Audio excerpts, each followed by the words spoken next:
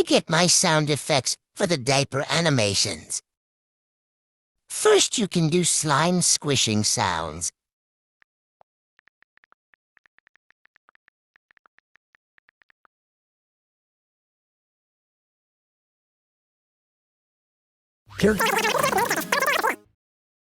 Basically like this, but you want to find a part where you think it kind of sounds like pooping.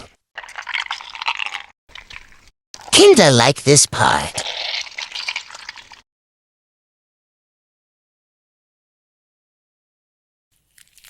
And this is a really good one, I guess.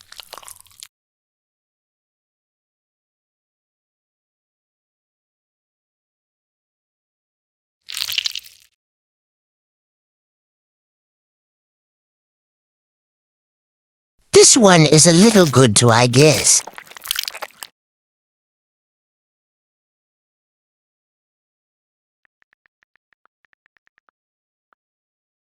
Oh, and you can watch these videos and find some parts that you like. Oh, also I forgot you can also search up Gacha Fart or Poop and record the sounds if there's sound in them.